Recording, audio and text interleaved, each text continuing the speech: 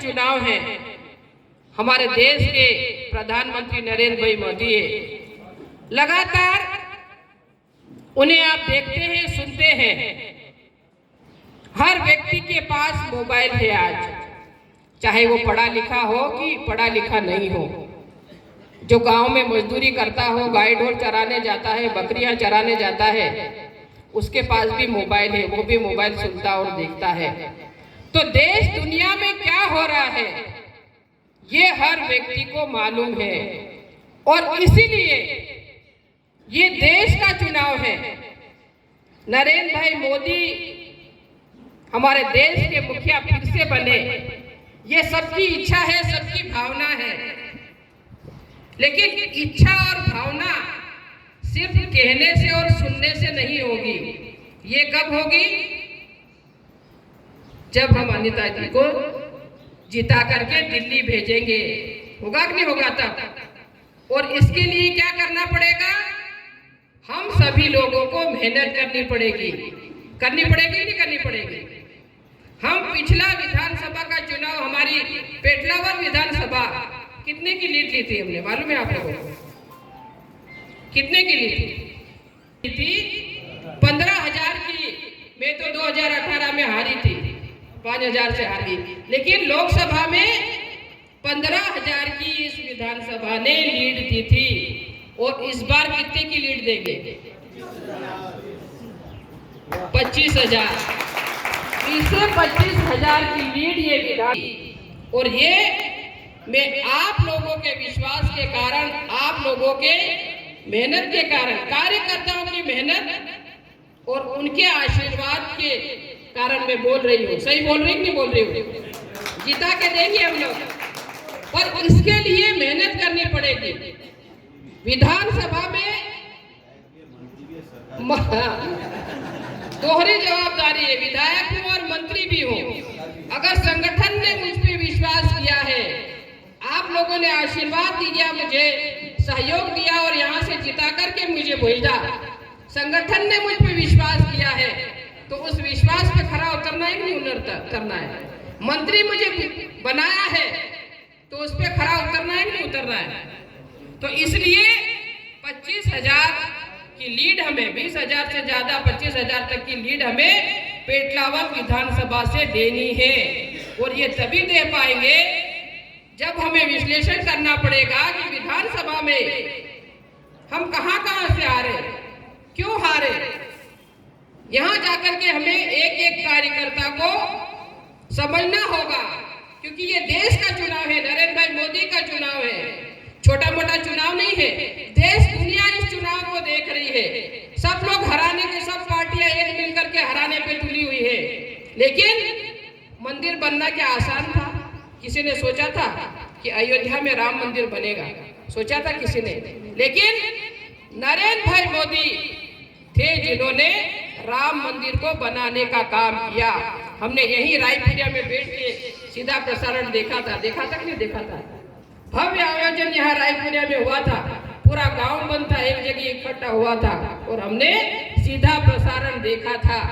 तो ऐसा जिनने काम किया, ऐसे नरेंद्र भाई मोदी को हमें जिता करके लाना है, जिनने गरीबों को योजनाएं बना करके देने का काम किया।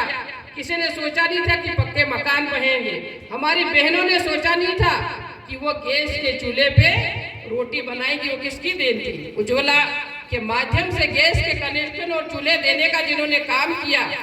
कभी सोचा था आदिवासी बहनों ने कि जंगलों में रहने वाली हमारी माता बहनें कभी गैस पे भी रोटी पकाएगी? लेकिन ऐसी योजनाएं बनाने का काम किया। किसान निधि के माध्यम से किसानों को के खाते में पैसे देने का काम किया। ये अगर किसी ने काम किया तो नरेंद्र भाई मोदी ने किया, भारतीय जनता पार्टी की सरकार ने किया। आयुष्मान कार्ड के माध्यम से अगर बीमार कोई व्यक्ति है तो साल भर में 5 लाख तक का इलाज वो करा सकता है। ऐसे अगर किसी ने योजना निकाली तो वो भारतीय जनता पार्टी की सरकार ने निकाली, नरेंद्र भाई मोदी ने निकाली है, जिसका लाभ हमारा आम व्यक्ति ले रहा है। नहीं ले रहा है? तो ऐसी अनेकों योजनाएं बनाई है जिन्हें नीचे तक उतारने का काम हमारे कार्यकर्ताओं को, क्योंकि लोग भूल जाते हैं उनको याद दिलाना पड़ता है। जब आप जाकर के पूछेंगे ना, जैसे 6 तारीख को हमारी भारतीय जनता पार्टी का स्थापना दिवस है, उस दिन हर बूथ पे मनाना है ना, हर बूथ पे अपना स्थापना दिवस मनाना है। जब आप वहां पे जाएंगे, लोग इकट्ठे होंगे, तो उनको पूछो आप कि भाई आपको किस किस योजना का लाभ मिल रहा और क्या मिल रहा, तो बताएंगे आपको।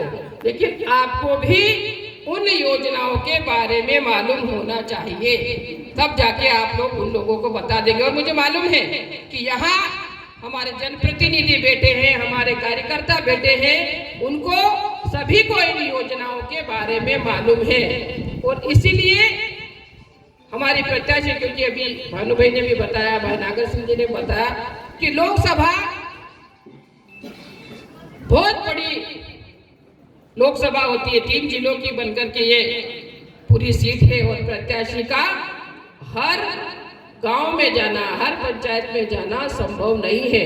हम चुनाव लड़ेंगे ना, हमारा कार्यकर्ता लड़ेगा, हमारे वरिष्ठ जन जो यहाँ हम मंच पे बैठे हुए हैं, हम सब जाके वो चुनाव लड़ेंगे, क्योंकि लोकसभा प्रत्याशी का हर व्यक्ति तक जाना संभव नहीं है। हर व्यक्ति की इच्छा होती है कि प्रत्याशी हमारे यहाँ आए, हम हमारे गांव में आए, हमारे फलिये में आए, हमारे बहुमत से जिता करके हम लोग जाएंगे। मैं जानती हूँ अभी ये गर्मी का सीजन आ रहा है, टैंकरों की मांग भी आने लग गई है, हमारे डीपी की मांग भी आने लग गई है। जब शादियों का सीजन आता है ना, तो सबसे ज्यादा टैंकर की मांग आती है। लेकिन अभी हमारी भी विधायक निधि नहीं आई है।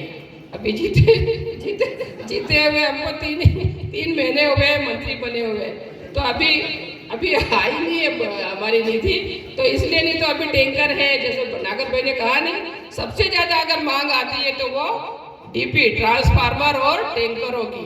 शादी का सीजन आया कि टैंकरों की मांग चालू हो जाती है। सब देंगे आप लोगों को, सब सुविधाएं, आपकी जो भी मांग होगी वो सब हम लोग पूरी करेंगे। लेकिन समय आने दे, अभी तो जीते हुए 3 ही महीने हुए, 5 साल अभी पड़े हुए हैं।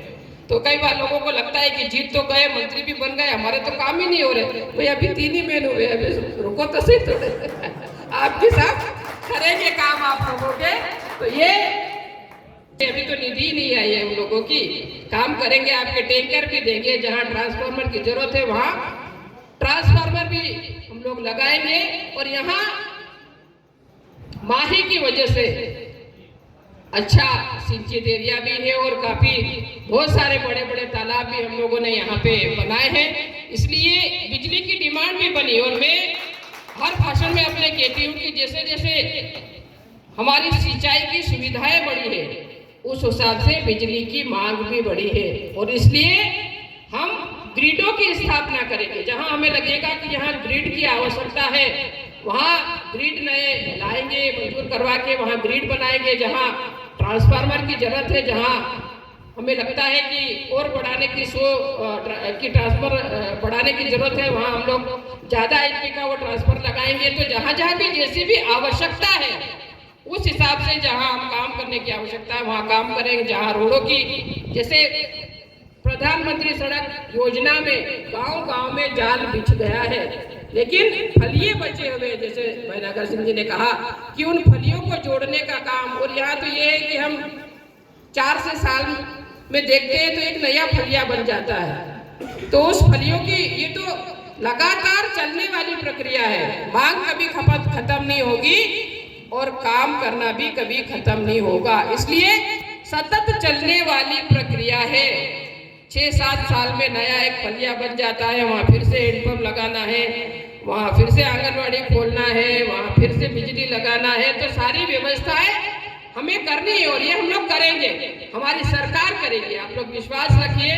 और यही, क्योंकि ये पेटलावद क्षेत्र हमेशा से आगे रहा है और मैं सब हमारे मंच पे बैठे हुए वरिष्ठ नेतागण उपस्थित है, जनप्रतिनिधि उपस्थित है और सामने मेरे वरिष्ठ नए पुराने सभी कार्यकर्तागण उपस्थित हैं, हमारे पदाधिकारीगण उपस्थित हैं। और आप लोगों के विश्वास के ऊपर मैं कह सकती हूँ कि हम इस पेटलावद विधानसभा से प्रचंड बहुमत से अनीता जी को जिता करके और दिल्ली भेजेंगे, ये विश्वास दे दूं मैं। आप तो शांतिलाल जी, मंडल अध्यक्ष जी आएंगे, मेहनत करनी पड़ेगी इसके लिए। तैयार है ना?